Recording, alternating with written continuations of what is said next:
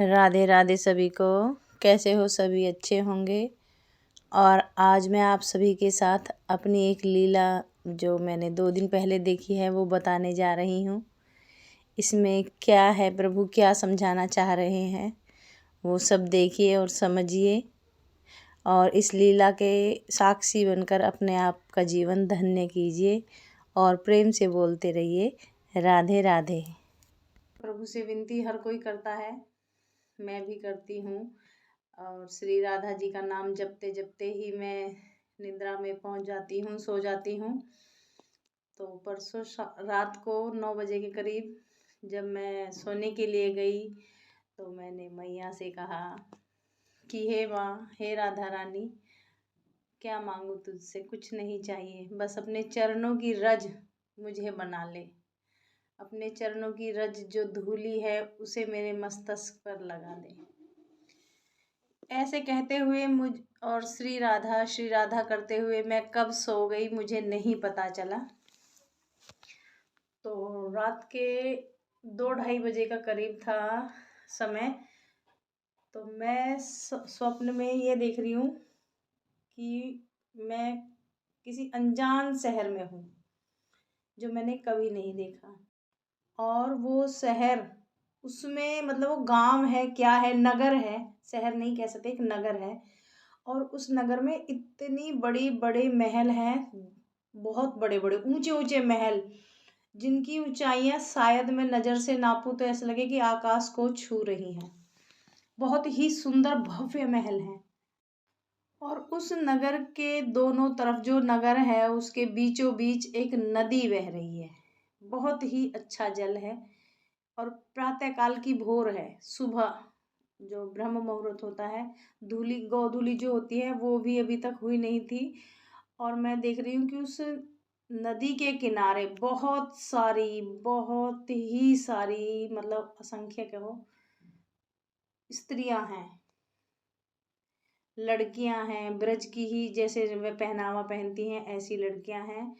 और वो लड़कियां, हर कोई लड़की कुछ ना कुछ काम कर रही है। और मैं एक तरफ खड़ी सबको देख रही हूँ कि ये सब हो क्या रहा है, कौन है, मैं यहाँ क्यों हूँ। और मैं खड़ी खड़ी देख रही हूँ कि कोई तो बहुत ही सुंदर साड़ी है या लहंगा है, कुछ है, उसे धोकर फटकार कर अलग नहीं बनी हुई है, उस पर टाक रही है। एक इतने सुंदर इत्र हैं किसी के पास, और उनकी बोतल जो होती है उनको खोल खोल कर रख रही है। और वो सुगंध अभी तक मेरे मस्तिष्क में है, 3 दिन हो चुके हैं, मैं भूल नहीं पा रही हूँ। उसका बखान नहीं कर सकते जीवा से। वो इतनी मंदमोहक खुशबू थी, सुगंध थी। और वहाँ पर कुछ स्त्रियां आग, वो जो एक कटोरा है, क्या है मेरी समझ में नहीं आया, उसमें धुआं सा, धुनी सी रमा रही है कि अरे रे रानी आने वाली है, जल्दी करो, उनके बालों को सुखाना है। तो मैं एक तरफ खड़ी हूँ, मेरे पास एक दासी जैसे निकल के जाती है तो वो कह रही है, यार क्या कर रही है, तू यहाँ कहाँ से आई? मैंने कहा मुझे तो नहीं पता, मैं अपनी ऐसे ही हरियाणवी में बोल रही हूँ उनसे कि मुझे तो नहीं पता और मैं तो यहाँ की खड़ी हूँ, क्या हुआ, कौन हो आप सब? तो कह रही चल छोड़, घनिष्ठा आ रही है। वो इतना कहते हुए भाग गई। और मैं फिर वहीं खड़ी हूँ और मैंने देखा कि एक बहुत ही सुंदर पट्टा है जिस पर उन्होंने पीला कपड़ा बिछा कर रखा और कहा कि जल्दी करो, रानी आने वाली है, उनके स्नान का समय हो रहा है। तो उनमें से एक बहुत ही सुंदर सखी है, कौन है, उनसे वो कहती हैं कि ललिता देख कहीं रानी जाग तो नहीं गई। अब एक महल है वहीं पास में, न जाने कहाँ से है, और मैं भी देख रही हूँ। ललिता जाती है अंदर उस महल में और वहाँ देख रही है कि बहुत ही सुंदर तेजो में ज्योति जैसे उस कक्ष से निकल रही है। और मेरी आंखों को चुंधिया रही थी, मैं नहीं देख पाई अंदर क्या है, बस मैं सुन रही हूँ। तो वहाँ से वो कह रही, देख रही है कि अरे अभी तो रानी सोई है। हर कोई इतने धीरे धीरे से अपना कार्य कर रहे थे। कोई किसी, कहीं कंगन को संभाल कर रख रही है, कहीं कोई मेहंदी को उठा कर रख रही है, कहीं कोई आलता लेकर घूम रही है कि जल्दी जल्दी करो, देर ना हो जाए। कहीं कोई ललिता ने क्या किया है, मैं देख रही हूँ जो बाहर से आई है, कि उसने एक तो नीला नीलांबर लिया है और पीला पीतांबर, जो मेरी रानी को पसंद हो, वो उसने 2 रंग के उसके लिए कपड़े रखे हैं। और कहा कि चलो तुम सब इनको धीरे धीरे लेकर चलो। बालों में लगाने के लिए मस्त गजरा जो बोलते हैं, इतना सुगंधित कि बखान नहीं कर सकते। एक दासी गजरा लेकर खड़ी है, एक दासी काजल लेकर खड़ी है। उन्हें देखते देखते ही मैं मतलब मंत्रमुग्ध हो रही हूँ कि ये हो क्या रहा है और मैं यहाँ क्यों हूँ, ये विचार नहीं है। और मुझे ऐसे लग रहा है कि जैसे कि मैं नहीं हूँ, कहीं आसपास श्याम सुंदर मेरे को खड़े करके दिखा रहा है। मैं स्वप्न में भी सोच रही हूँ कि कहाँ है ये लाला मेरा, मुझे दिख क्यों नहीं रहा है रे श्याम। और फिर जो वो सखी है, ललिता है, जो भी है, वो उस रानी के मस्तिष्क पर बड़े धीरे से हाथ फेरती है और उसकी तेजोमय को तेज करती है। और जो वो रानी है, वो बड़े धीरे से अपने नेत्रों को खोल रही है और उसके नेत्रों की चमक से मेरी आंखें एकदम चुंधिया गई, बंद हो चुकी हैं। लेकिन कानों में स्वर आ रहा है धीरे धीरे कि वो जो सखी है वो उनसे बोल रही है कि नेक रात में तन मन सोई कि ना। तो फिर वो कह रही कि मुस्कुरा क्यों रही है, क्योंकि मुझे अच्छे से वो रानी नहीं दिख रही है। और वो उनसे कह रही है कि क्यों मुस्कुरा रही है, बात बताओ। तो वो रानी धीमी हंसी में हंस रही है, मुस्कुरा रही है शायद, तभी वो पूछ रही थी। तो ऐसा लगा जैसे कोई मिस्री सी कानों में घुल गई हो, बहुत ही मधुर वाणी, मतलब बखान नहीं किया जा सकता कितनी मधुर होगी।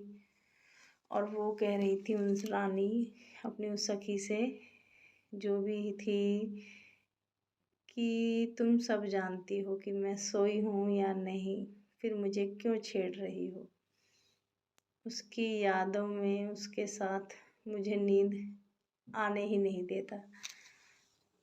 तो वो जो लाली है, सखी है, वो हंस रही है कि अच्छा।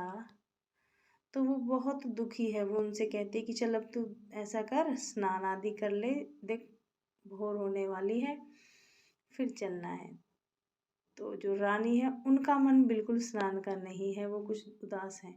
अब वो सखी सोच रही है कि ये तो ऐसे नहीं मानेगी, तो कहते अरे जल्दी कर, देख चित्रा विशाखा आ गई है, घनिष्ठा आ गई है, जल्दी चलते हैं।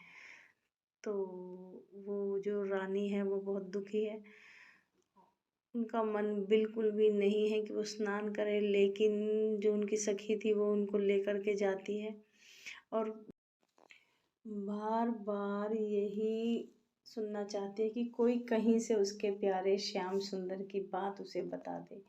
ये बात वो उसकी सखी बहुत अच्छे से समझ रही है। और मैं वहीं खड़ी दूर से देख रही हूँ, तो एक सखी मेरी तरफ इशारा करके कहती है कि इधर आ। और मैं आगे पीछे देखती कि शायद कोई और हो, तो वो कहती है तेरे से ही बात हो रही है, इधर आ। मैं उधर जाती हूँ धीरे धीरे, बहुत ही धीमी कदम है मेरे, मुझे नहीं पता मैं कैसे चल रही थी। और वो कहती है कि यहाँ तक आ गई। मैंने कहा कि हाँ मैं आ चुकी हूँ। तो उन्होंने मुझसे कहा कि कैसे आ गई, मुँह तो छोड़ा ही नहीं। मैंने कहा किस चीज़ का मोह नहीं छोड़ा मैंने, और किस चीज़ का मोह मुझे छोड़ना है, ज़रा बता दीजिए। तो वो कहते हैं कि कुछ तो छोड़ दियो, कुछ और छोड़ दे। वो मुझसे कुछ कहने ही वाली थी कि तभी दूसरी तरफ से कोई कहती है अरे जल्दी चलो, रानी का समय हो गया है, स्नान कराना है, क्यों खड़े बतिया रहे हो। तो जाते जाते एक सखी मुझसे कहकर जाती है कि अरे मुझे चलना चाहिए, आज तो मेरा घनिष्ठा नक्षत्र है, मुझे भागना है। तो मैं बड़ी परेशान कि ये कहीं कुछ सुना हुआ है बार बार।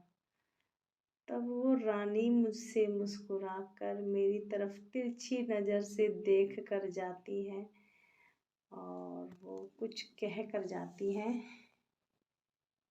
वो एक गुप्त बात है जो मैं सबके साथ साझा नहीं कर सकती।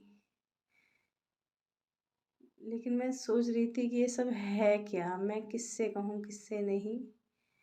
पूरा दिन ऐसे ही गया। तो सायंकाल को फिर एक ऐसी घटना मेरे साथ हुई कि एक भक्त मेरे घर आए और उन्होंने मुझसे कहा कि उन्हें अपने नए घर के लिए बहुत सुंदर मंदिर बनवाना है और जो मंदिर है उसकी दिशा दक्षिण की तरफ, मतलब मुख रहेगा प्रभु का, और भक्त का मुख उत्तर दिशा की तरफ रहेगा। तो मैं कहने लगी आपका मुख तो ठीक है परंतु प्रभु मुख दक्षिण दिशा की तरफ।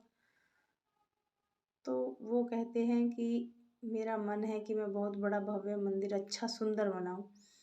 तो मैं इसी उधेड़-बुन में थी कि शाम को श्री जी जो भी है मेरी सखी है, उन्होंने मुझसे कहा कि जब उस घर में आऊंगी तो सब दोष मिट जाएंगे।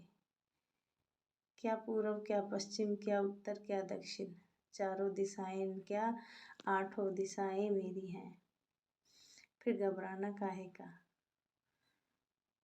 नक्षत्र भी मैं ही हूँ, ग्रह भी मैं ही हूँ, हर किसी की कुंडली की मालिक भी मैं हूँ। ये जो आप लोग जन्म पत्री कुंडली बनवाते हो, ग्रह के मुहूर्त निकलवाते हो, कौन है क्या है।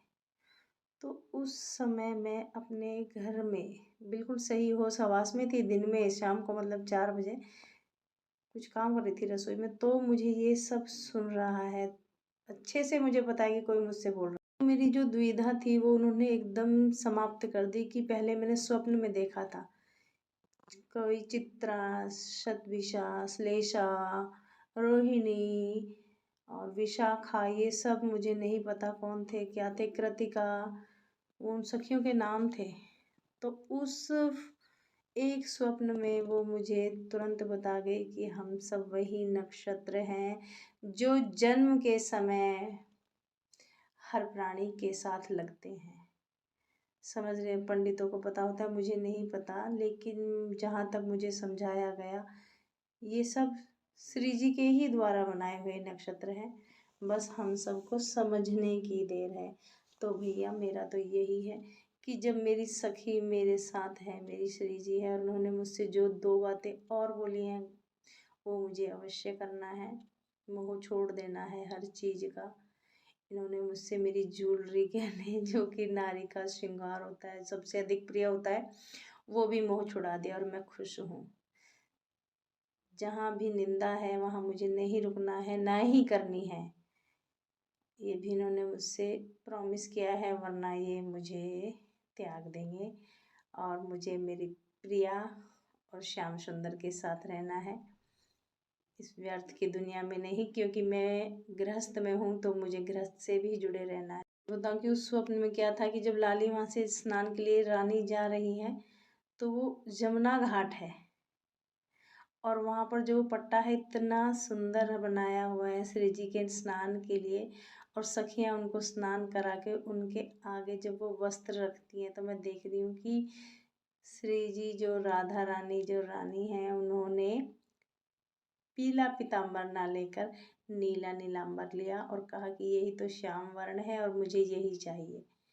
और सखी दूसरे वस्त्र को अपने हाथों में धारण किए हुए कहती है कि तू गौर वर्ण है ना, तो इसीलिए तेरे ऊपर ये नीला नीलांबर बहुत सुंदर लगेगा और तेरा श्याम सलोना वो छलिया मोह लेगा तेरे को।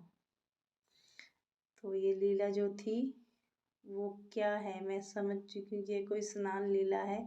और श्री जी का वो समय सुबह का गोधूली ब्रह्म मुहूर्त का समय था और मैं पिछले 10 दिन से शायद बीमार बहुत चल रही हूँ और जल्दी स्नान नहीं कर पाती हूँ। कहीं ना कहीं ये भी मेरे लिए दिखाया कि मेरी सखी है तो जल्दी स्नान करना पड़ेगा। मुझे 6 बज जाते हैं शायद उठते हुए। और भी कुछ था जो श्री जी ने मुझसे कहा है, कुछ बातें हम सबके साथ साझा नहीं करते हैं। तो भैया मेरा तो सभी से यही अनुरोध है कि ये लीला मुझे यही दिखाती है कि प्रभु से बढ़कर कुछ नहीं, स्वयं 3 लोक की महारानी भी प्रभु के स्वप्न में खोई रहती है। कब कौन क्या करे उन्हें कुछ स्मरण नहीं रहता। तो हम मनुष्य क्यों ना प्रभु की धुन में हर समय मस्त रहें। दिन दुनिया में क्या हो रहा है हमें किसी से कुछ नहीं मतलब, बस अपने आप से मतलब रखना है कि हमने अपने परिवार के लिए अपने लिए, अपने प्रभु के लिए, अपनी राधा रानी के लिए, अपने लाला के क्या किया है।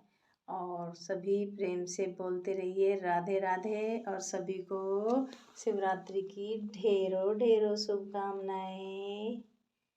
मेरे सभी लालाओं के दर्शन ले लीजिए और बताइएगा कमेंट में सभी आज कैसे लग रहे हैं भोलेनाथ की बारात के लिए। ये रंगीला देखो भैया, ये मेरी लाडो, और यहाँ बैठा है मेरा प्यारा सा भागवत, और ये देखो आज मेरे महादेव को।